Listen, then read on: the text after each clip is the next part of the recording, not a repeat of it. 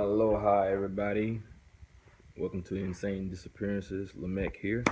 I wanted to talk about one of the main reasons why I decided to do these vlogs on these mysterious disappearances in national parks and rural and urban areas. Um, as I stated in one of my other videos, it was a special case about a young girl named Madison Scott. It really tugged at my heart. It was that plus all the other stories that I heard David Paulides mention on Coast to Coast AM, or as well as all the other interviews that he's given. Um, and I wanted to help out as much as I can. I'm not at the level that he's at, as far as, getting out there and talking to the people, going cross country and going to different places where these people have disappeared at and have never been found. But I figure I could do my part by spreading the word, on YouTube, on my page, so that people could be more aware of what's going on out there. And the crazy part is it's not even happening. It's not just happening in national parks. It's happening in forests.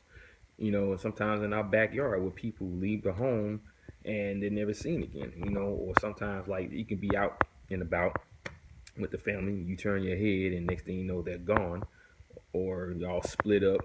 And during the time when you got split up, somehow, some way they vanish and they're never found.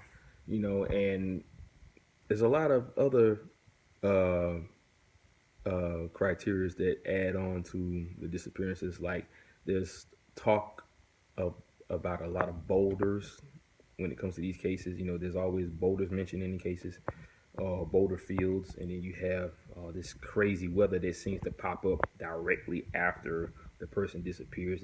It's like almost as if whoever's doing this knows how to control the weather, so they saturate the land to get rid of all the evidence, like footprints or whatever may be left behind by the person that took them. So whoever these people are, they're very cunning and they're very intelligent in that area to where they can not leave any evidence whatsoever. They talk about people living in boulders.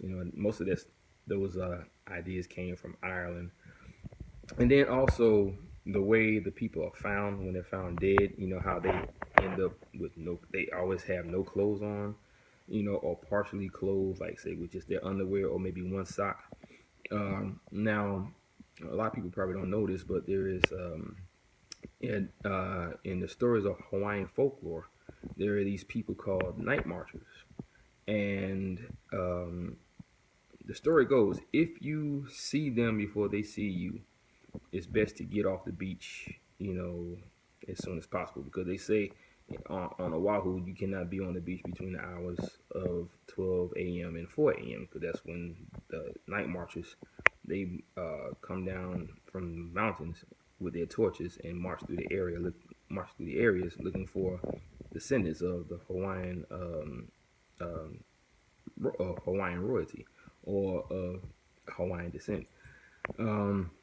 Now, if they see you before you see them, it's best that you remove your clothing, strip down to your naked body or just your underwear, and bury your head in the sand. Now, think about this. Listen to what I said. Now, with the cases of the people that are found dead in these creek beds, they're always face down, and they always are half naked with just their underwear on. So it is kind of similar and strange how the Hawaiian folklore is a part of the facts and the evidence dealing with these mysterious disappearances. Now, I'm thinking that these people are very worldly people. They know a lot about strange happenings, and they know a lot about folklore that they can probably add to what they're doing. So they add all these little bits and pieces from all around the world. Like the whole boulder deal. With people, there's this legend of beings or people living in the boulders, like fairies or whatever. And then, of course, you have the Hawaiian folklore where you have to remove your clothing if you see night marchers coming through the mountains. and onto the beach. So a lot of these small, portions of legends that come from other cultures are added to the mysterious disappearances when these people are found dead. These they become a part of the clues, basically. So, like I said, this whole thing is one big mystery. Um, like I said before, will we ever find out? I don't know. I mean, it's a part of the unknown, and the unknown is exactly what it is, the unknown. Maybe it's not meant to be found out about. Even if we are, finding the evidence dealing with these situations, who, what, where, when, why, and how is not a matter in these cases. Because they don't leave the evidence, they don't leave any kind of evidence to state that these are the people that's doing it. I mean, it's anybody's guess of who is doing it. And I already can tell you that there's nobody human, And even if it is, they may play a part in it, but it's not like your typical murderer or your typical, what do you call those people? I'm having a brain fart right now. Your typical kidnappers or, pedophiles. It's none of that, because if you are, let's say if you're a cow, you know how to sniff out what is and what isn't. If they're a part of it and if they're not a part of it. And David Paulides has clearly said in every interview that it can't be any of those scenarios because they wouldn't do that. And you have to know the mind of these criminals in order to know if they're a part of it or not. And he does. I mean, he's a 20-year cop, so he knows what to look for.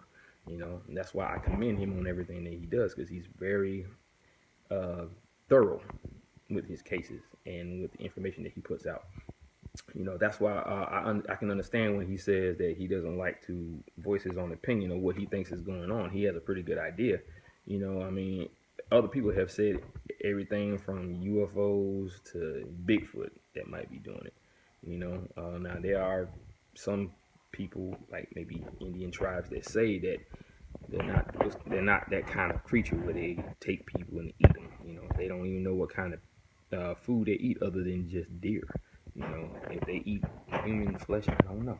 That sounds kind of cannibalistic. Not saying that they're not like that, but you can't really say that unless you have the proof. Which I understand where he's coming from. But anyway, like I said, there's so much to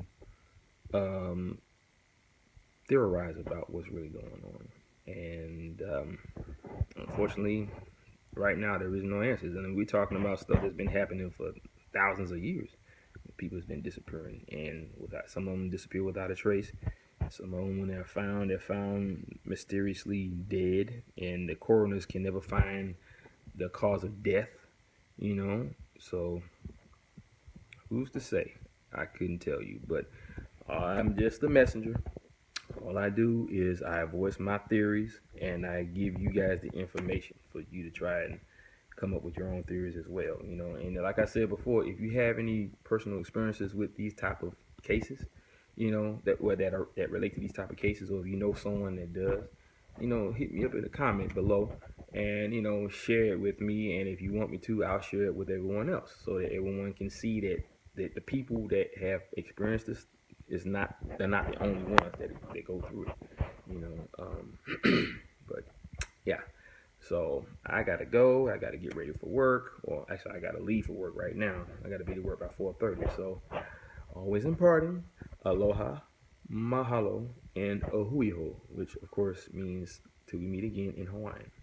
Be blessed, guys. Peace.